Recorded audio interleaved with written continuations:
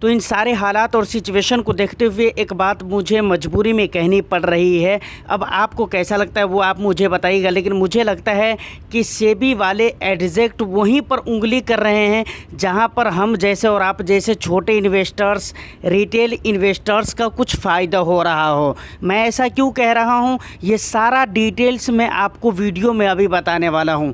लेकिन उससे पहले कुछ गिरावट को लेकर हम बात ज़रूर करना चाहेंगे, क्योंकि आपने कल देखा होगा कि 5.11% स्मॉल कैप गिर गए हैं, मिड कैप 4.20% गिर गए। उसके बाद लार्ज कैप में आपने देखा होगा 51% की गिरावट हो गई। सेंसेक्स में 1.23% की गिरावट हो गई।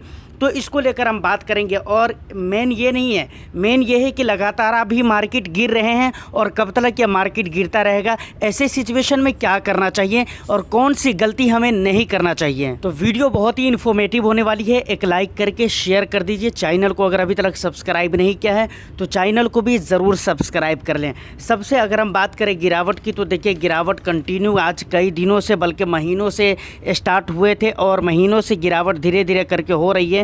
लेकिन कल के डेट में मार्केट कुछ ज़्यादा गिरी है। आगे के क्या हालात रहते हैं वो तो टाइम आने पर पता चलता रहेगा। सबसे पहली बात आती है कि क्या इस टाइम पे डरने की ज़रूरत है या रिडीम करने की ज़रूरत है। तो बिल्कुल ही डरने की ज़रूरत नहीं है, घबराने की ज़रूरत नहीं है। अब गिरावट जो होने के रीज़न है, कुछ ख़ास रीज़न है। सबसे पहला रीज़न तो मेन वाला रीज़न वही है कि सेबी के नोटिफिकेशंस की वजह से स्मॉल कैप और मिड कैप इक्विटी इन्वेस्टमेंट को लेकर, जिस पे लगातार कई दिनों से लोग बात कर रहे हैं और मैं भी बात कर रहा हूं। उसके बाद दूसरा एक और भी ख़ास रीज़न है और वो रीज़न है मार्च क्लोजिंग। मतलब मार्च में जो कंपनीज़ के क्लोजिंग डेट रहते हैं, क्लोजिंग के टाइम पीरियड रहते हैं, इस वजह से भी थोड़ा मार्केट में झटके देखने को मिल रहे हैं। लेकिन मेन और ख़ास रीज़न है वो है सेबी के नोटिफिकेशंस। अब देखिए सेबी के नोटिफिकेशंस की वजह से दो तरीके से मार्केट के ऊपर दबाव पड़ रहे हैं। सेबी के नोटिफिकेशंस की वजह से काफ़ी सारे लोगों ने अपना investment small cap mid cap में बंद भी करा है। ऐसी बात नहीं कि बंद नहीं किया है, क्योंकि अब सब लोग एक तरह नहीं सोचते हैं। तो सेबी के नोटिफिकेशंस के बाद धीरे धीरे स्मॉल कैप पे दबाव आने लगे, तो फंड मैनेजर अलग से AUM में थोड़े बहुत चेंजेस कर रहे हैं। मतलब कई सारे स्मॉल कैप्स ऐसे थे जिनके फंड मैनेजर ने बहुत ज़्यादा पैसे स्मॉल कैप स्टॉक्स में इन्वेस्टमेंट करके रखा हुआ था, तो अपने पैसे को स्मॉल कैप से निकाल कर लार्ज कैप में शिफ्ट कर रहे हैं। उसके बाद और भी दूसरी जगहों पे शिफ्ट कर रहे हैं जहां पर उन्हें समझ में आ रहा है। तो फंड मैनेजर का ये चेंजेस करना, ये मतलब स्मॉल कैप के ऊपर एक अलग दबाव हो जाता है। और इन्वेस्टर्स का ऐसे स्थिति में SIP को रिडीम कर लेना, पॉज कर देना, तो ये सब ऐसे कुछ खास रीज़न है जिसकी वजह से स्मॉल कैप के ऊपर लगातार दबाव पड़ रहे हैं। अब देखिए एक चीज़ यहाँ पर याद रखने की ज़रूरत है कि आपको एक गलती यहाँ पर गलती से भी नहीं करना है। वो गलती क्या है? सेल करने की गलती आपको नहीं करना है। जी हाँ, सेल करने की गलती आपको नहीं करना है। मैंने इससे पहले के भी कई सारे वीडियो में आपको मैंने बताया हुआ है कि अगर आपका विज़न लॉन्ग टर्म है तो बिल्कुल ही बराबर आपको याद रखना है कि सेल इस टाइम पे गलती से नहीं करना है। क्योंकि अगर इस टाइम पे आप सेल करते हैं, देखिए थोड़ा बहुत परेशानी तो होगी यकीनन, जब आप अपनी पोर्टफोलियो को रेड होते हुए देखेंगे और आपको दिखेगा कि भाई हमारे जो रिटर्न्स बने हुए थे या फिर हाल फिलहाल में हमने निवेश किया हुआ था, हमारे अपने कैपिटल में से भी कुछ कट रहे हैं, तो वहाँ पर परेशानी यकीनन बहुत ही ज़्यादा होगी। लेकिन उस टाइम पे सर बहुत सब्र के साथ, बहुत पेशेंस के साथ आपको अपनी पोर्टफोलियो के साथ बने रहना है, उसको मैनेज करने की कोशिश करना है। मतलब उसे रिडीम तो हरगिज़ नहीं करना है, ये तो बिल्कुल तय करके चलना है।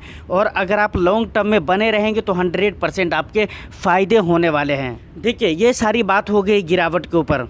अब उस बात के ऊपर आते हैं जो बात मैंने आपको शुरू में कहा था वीडियो के शुरू में, कि सेबी वाले एग्जैक्ट वहीं पर उंगली करते हैं जहां पर रिटेल इन्वेस्टर्स का फ़ायदा हो रहा होता है।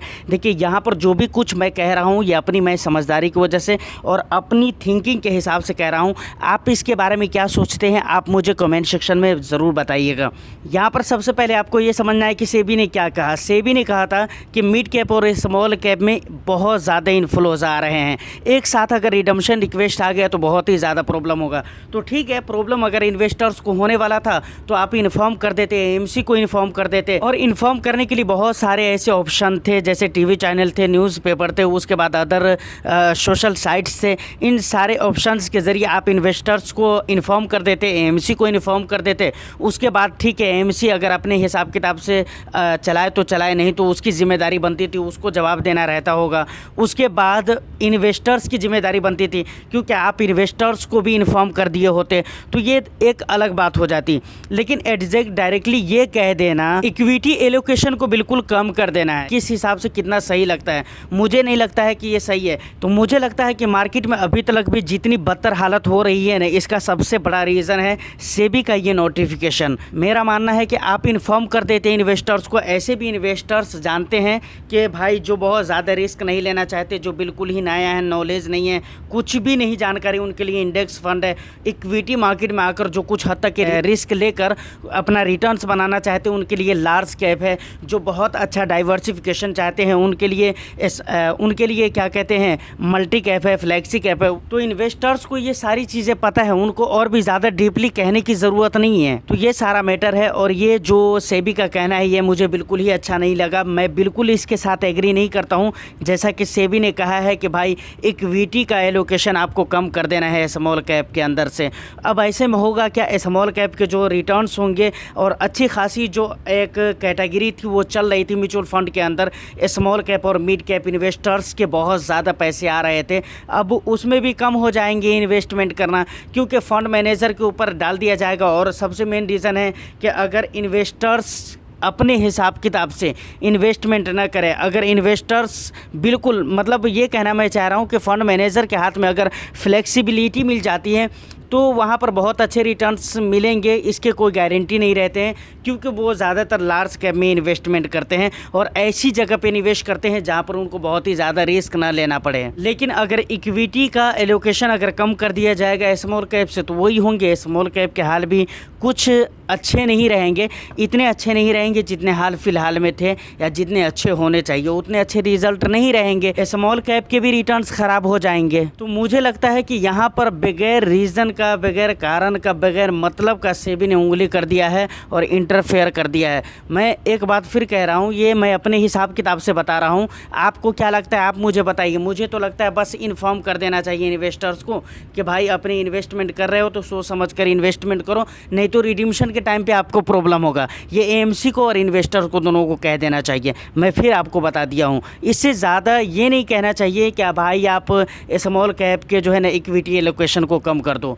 इससे मैं बिल्कुल एग्री नहीं कर रहा हूँ। एक बात और भी लास्ट में मैं कहना चाहूँगा, देखिए बहुत सारे लोग लमसम करने के मौके भी तलाश रहे थे, लगभग मार्केट में वो मौके आ रहे हैं। अब आज का मार्केट कंडीशन क्या रहता है वो तो 3:30 बजे के बाद पता चलेगा। तो देखिए थोड़ा आप मार्केट में आजकल एक्टिव रहिए, और जब आपको लगता है 3-4% से ऊपर मार्केट गिर रहे हैं, जैसे कि 5% गिरा कल के डेट में, तो वहाँ पे लमसम का बिल्कुल मौका था। तो इस हिसाब किताब से गिरावट होती है तो बहुत ज़्यादा का नहीं, लेकिन हिसाब किताब से अभी लमसम करने के बारे में आप बिल्कुल सोच सकते हैं, ये एक अच्छा मौका है।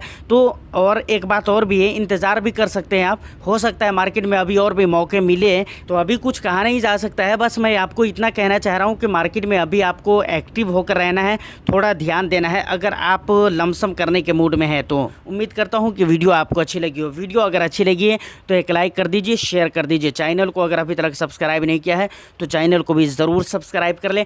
मैं फिर मिलता हूँ किसी नेक्स्ट एंड इंटरेस्टिंग वीडियो में। जब तक के लिए all the best. Thank you for watching.